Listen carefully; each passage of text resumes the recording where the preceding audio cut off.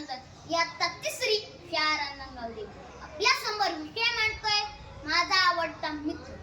शब्दांमध्ये न सामावणारी, कधी न संपणारी, मनाच्या इंग्लशा कोपऱ्यात हक्काने राज्य करणारी एक निरंतर साथ म्हणजे मैत्री.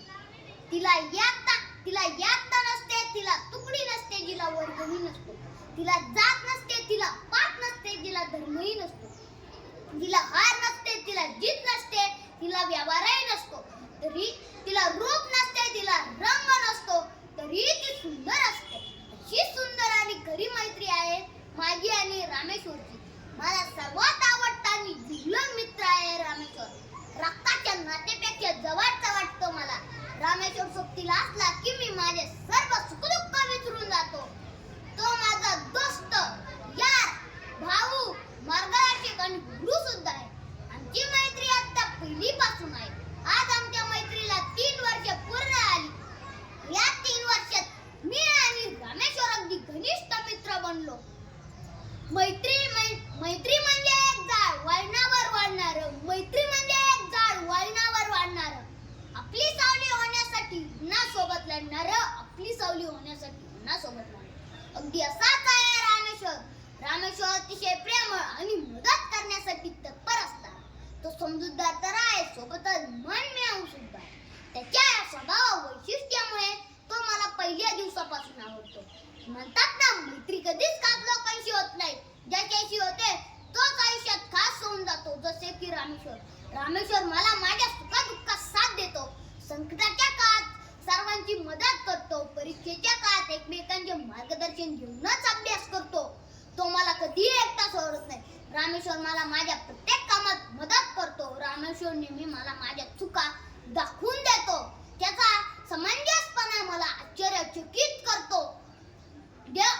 रामेश्वर अभ्यासातही अतिशय हुशार आणि मेहनती आहे. माझ्या घरच्यांनाही तो खूप आवडतो.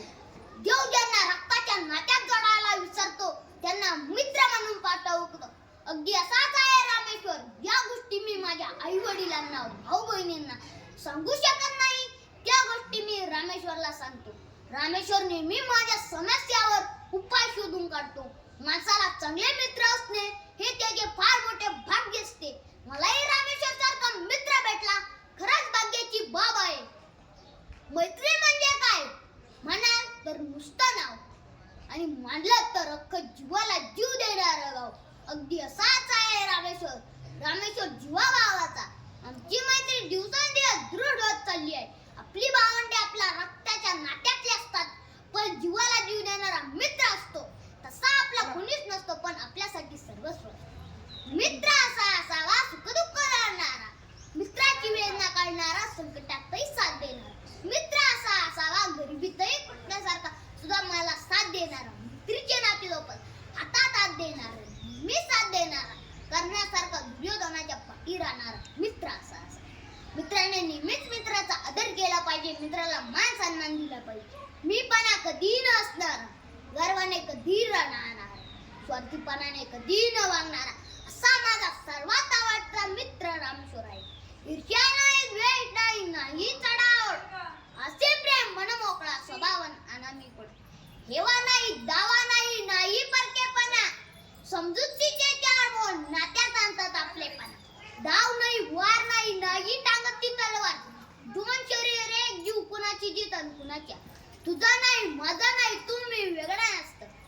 जे असतात ते सगळं आपलं. मनच नातं अटूट असतं, मनच नातं अटूट असतं. अशी आहे आमची मैत्री. आजच्या काळात संगत खूप महत्वाची आहे. ते म्हणतात ना, संगत गुण सोबत गुण जे पुन्हा टाकले आहे. आजच्या काळात चांगला हुशार गुणी व संस्कारी मित्र मिळणं फार कठीण झाले आहे. आजकालची मुलं मोबाईल ऑनलाईनच्या जगात जास्त राहतात. तशी आमची मैत्री ऑफलाईन आहे. शिवरायांच्या मावळ्यासोबत जशी मैत्री होती अगदी तशीच आमची आहे. आयुष्यात एकच मित्र असावा, परंतु तो जीवा भावाचा. नाहीतर गरजेनुसार जवळ येणारे, सोयीनुसार लांब जाणारे मित्र काहीच काम. मित्र एकाच असावा, परंतु तो संकटाच्या वेळी धावून येणारा. नाहीतर व्हॉट्सअप, फेसबुक वरती आपले हजारो मित्र, पण संकट वेळी हाल खायला सारा गाव मामाचा आणि एक नाही कामाचा. असे मित्र काहीच कामाचे नाही. मित्र एकाच असावा, श्रीकृष्णाचा जाण्यासारखा. आयुष्यात एक तरी मित्र करण्यासारखा असावा, शेवटच्या श्वासापर्यंत साथ देणार अगदी माझ्या मित्रासारखा. लई आनंदाने जगायला शिकवते अशी आहे आमची मैत्री. शेवटी एवढेच सांगेन, आपल्या सावलीपासून आपणच शिकावं, आपल्या सावलीपासून आपणच शिकावं. कधी लहान तर कधी मोठं होऊन जगावं, कधी लहान तर कधी मोठं होऊन जगावं. शेवटी काय घेऊन जाणार आहोत? शेवटी काय घेऊन जाणार आहोत? हे मैत्रीचे सौंदर्य असंच जपावं, असंच जपावं. शेवटी मी तुम्हाला कवी अनंतराव यांची छोटीशी कविता ऐकू इच्छितो. ऐका. दुःख अडवायला उंबऱ्यासारखा, दुःख अडवायला उंबऱ्यासारखा, मित्र म्हणण्यामध्ये गारवे